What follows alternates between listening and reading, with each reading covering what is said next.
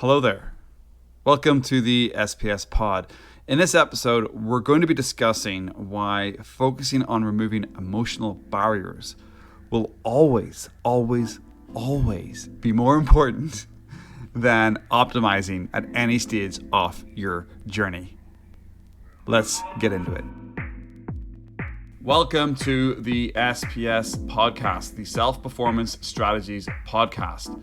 Unlocking the secrets to success and unlocking the secrets to self-performance so you can improve mentally, emotionally, and physically. The SPS podcast is brought to you by the Pro Accelerator program, helping business owners and business leaders save at least 10 working hours a week, improve their focus, and make more money. If that sounds like something you're interested in, check out the show notes and follow the links. But let's now jump into this episode. Hello. Welcome to episode 39 of the SPS podcast of the Self-Performance Strategies podcast. Thank you for joining me. In this episode, we're going to talk about why fixing your emotions always comes before optimization. This is a big bear bug or big point of contention in my life and online when I see a lot of the other productivity types, gurus, so to speak, on Twitter and YouTube and other places and Instagram or wherever you find your inspiration from. Way too many dudes, especially young dudes in their 20s who are probably still living in their mum's basement, talk about optimization and optimizing your calendar and optimizing and just optimizing everything.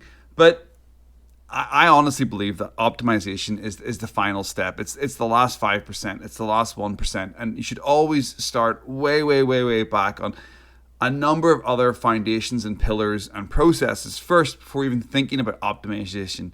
I would even argue that 99% plus of the population are so far away from optimization. It's an absolute pointless thing to talk about or even to start doing.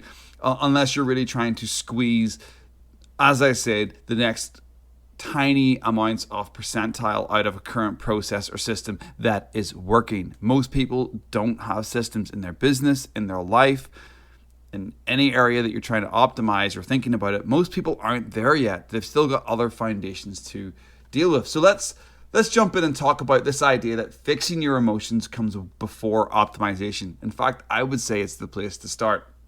And to frame this conversation, obviously, I'm going to share a couple of quotes this time. Normally, it's only one. This time, I'm going to share two quotes that are going to frame this idea about optimizing and that being the last step, and really that we should be doing other things, 100 other things before. So the first one comes from Elon Musk, and he said, one of the biggest traps for smart engineers is optimizing something that shouldn't exist. It's a huge one from Elon Musk, basically saying that when you're optimizing something that's pointless in life, and I actually think that optimization in general for 99.9% of the population is pointless. The next one comes from Peter Drucker. He said, there's nothing so useless as doing efficiently that which should not be done at all. On the similar lines there as Elon Musk, basically saying, if you're optimizing something that isn't working, that is a complete waste of time. Being a business owner is a challenge, and it's an rewarding experience. And hopefully the majority of people here listening to me are either business leaders, business owners, solopreneurs, or you've got a side hustle that you're working on. So it's challenging, but it's also very rewarding. And I hope you get that. It requires you to manage a range of tasks from marketing and customer service to finances to product development. There are 100 things that you need to do as a business owner, business leader, solopreneur. And you often end up with a lot on your plate. I know what that feels like. It is. You have a lot on your plate. There is a temptation to try to solve all your problems with hacks and optimization strategies. You're kind of thinking, if I just optimize my email sequence, if I just optimize my days, if I optimize my calendar, if I make it all colorful and squeeze every minute out of every day, that will solve all my problems. The survey says, no, it won't. However, in order to be successful in business and in life, it is more important to be aware of your emotional barriers and how to manage them. This is my absolute main point of my coaching business. Maybe my main point. Is it my main point? It's one of the main points, one of the key pillars, let's say. because I fell into this trap early on in my journey. I got into biohacking. I got into optimizing my days. And I learned a lot. I did. No, I'm not going to lie. I did learn a lot. I improved my sleep. I learned how to get into deep focus. I learned how to manage my energy, by putting important tasks first and meditating and journaling and all that stuff. But while I moved towards my goals, I always hit barriers. I always hit these emotional and mental barriers. I would often be on a roll for a few weeks, doing all my habits, doing all the routines and all the optimization tricks. But then something would just throw me off, or I would self-sabotage. And I'd be back to where I started. I'd go weeks without doing my habits. I'd fall off the wagon when it comes to drinking or partying or overeating or doing healthy routines. And that kept happening. It happened for a couple of years at the start of my personal development journey, because at the start of my personal development journey, I was only aware of the shallow level sort of optimization. Do all these hacks, do these new routines, do these new habits, and that's what's going to help you be successful. But that's like surface level platitude bullshit. It's a trap. It's 100% a trap. And unfortunately, I fell for it early on in my personal development career. After a couple of years of the cycle and a few metaphorical punches in the gut, I came to this big realization that the reason why I kept falling off these hacks and these optimization strategies is because I wasn't actually dealing with the real problems underneath. I was using these optimization strategies and band-aids to cover over actual emotional problems and having my goals set on the wrong types of foundations. So now I firmly believe that knowing how to deal with your emotional barriers is essential to your achieving desired success. I would even stretch that and say you don't need optimization strategies if you're constantly focusing on overcoming your emotional barriers. The emotional barriers you face as a business owner are often rooted in your past experiences that led to a lack of confidence, a fear of failure, and self-doubt. These are the things that you should be focusing on. These emotional barriers can prevent you from taking risks, exploring new opportunities, and working on the right activities in your business. These are way more important for you to focus on than any optimization strategy. By acknowledging and dealing with these emotional barriers, you can open yourself up to new ideas and opportunities and ultimately help you reach your business goals without using any of these hacks, tricks, or strategies or optimizational bullshit. But how do you deal with these barriers? Well, the first step to dealing with any emotional barriers is to call them out. You're going to have to do some work. I did a lot of work on this. Reading books like Gap and the Gain by Dan Sullivan and Ben Hardy. Reading books like Joe Dispenza's, books. He's got a number of them. Reading books by Michael Singer, by David Hawkins. They talk about letting go. These types of books allow you to explore the emotional barriers that you may not be aware of. So the first step is to reflect on your past experiences. Spend time identifying what triggers certain emotions and learning how to manage and control them. Once these emotional barriers have been identified, you can work on developing strategies to address them. So awareness is the first step. With awareness, you can then start developing plans to overcome them. That is the most important step. One effective strategy is to practice, mindful self-reflection. And I've talked about some of the books that will help you do that already.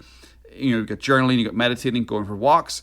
You need these types of systems in place. So step 2, after you've done a little bit of work thinking about these strategies, reading the books, step 2 is to practice sort of mindful self-reflection, is to actually get deep. Take the time to step back and assess your feelings and reactions, and that will help you understand the barriers that you're facing and how to address them. This will also help you identify any underlying issues that may be contributing to the emotional barrier. Another strategy is to practice positive self-talk. I find this one very useful. Do I use affirmations? Yes, I do. I find them helpful in a way to challenge negative thoughts and beliefs. I use affirmations and positive self-talk to help me break down sort of emotional barriers and then replace them with positive and productive thoughts. Now, I'll give you an example of this.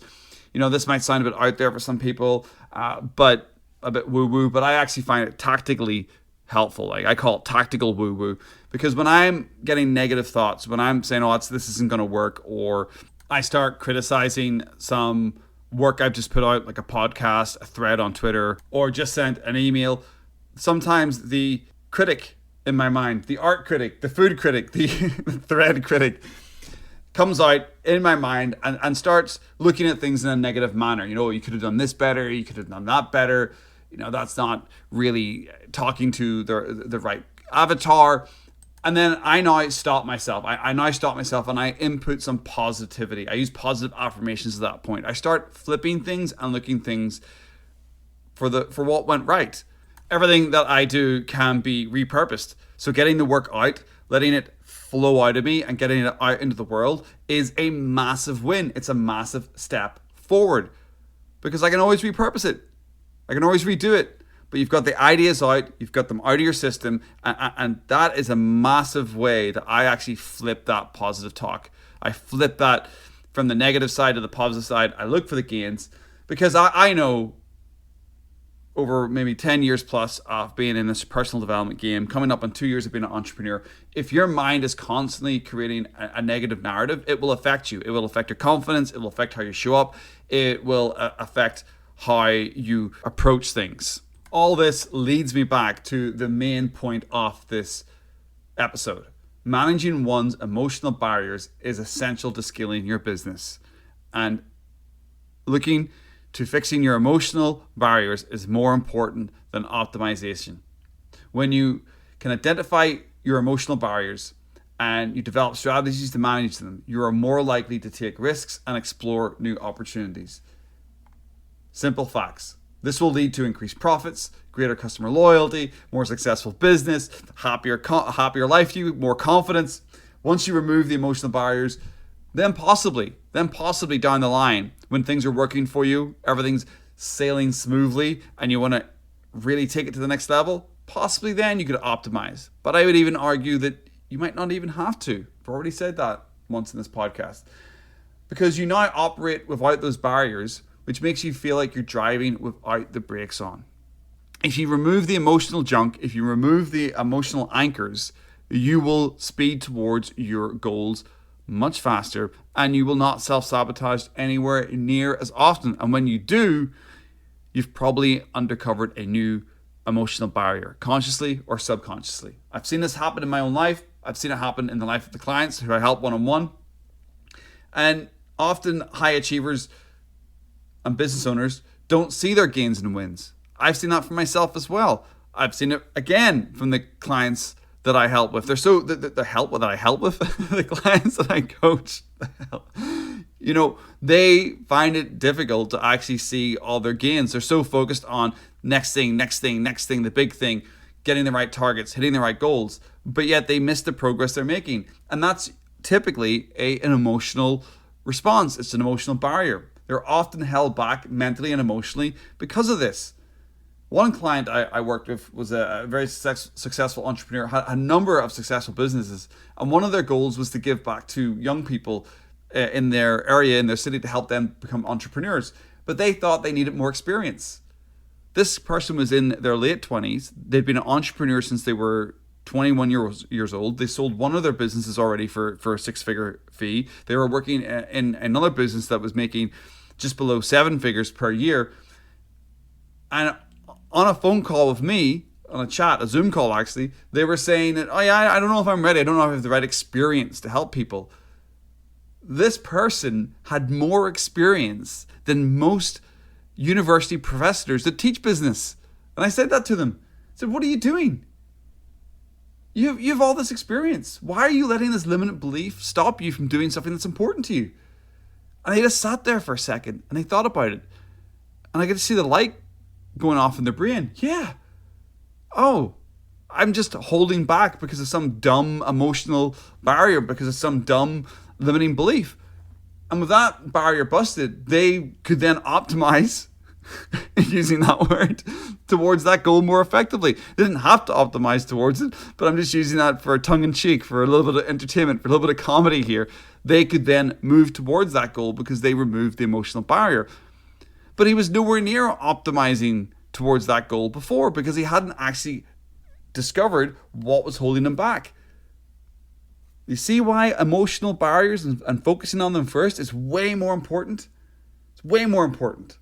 So wrapping up this episode, this fantastic 39th episode of the SPS podcast, I'm going to make the point again, which I think I've made quite a few times in this episode.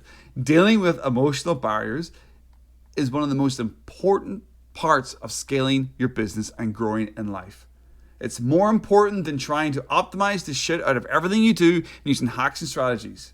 By being aware of your emotional barriers and creating strategies to manage them, you can open yourself up to new opportunities and build a much more successful life. 100% facts, guaranteed, truth speaking, happening right now on the SPS podcast. So the question I've got to ask you today as we wrap up this fantastic episode, what emotional barriers are stopping you? And how can you remove them so you can have the best next 6 months of your life, next year of your life, next 5 years of your life? How can you remove them? First of all, what are your emotional barriers and how can you start to remove them?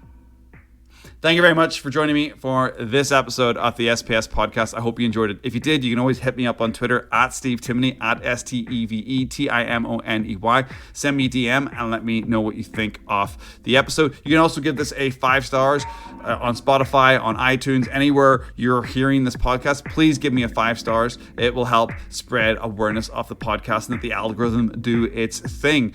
Also, if you want to head on over to my website, which is stephentimoney.com, StephenTimoney.com, you can check out all my other episodes of the SPS podcast. You can check out all my blog posts, and you can also check out my coaching offers there. I really do appreciate you. Anybody who's listening to this, thank you so very much. And we will speak to you in the next one. Make it a good one.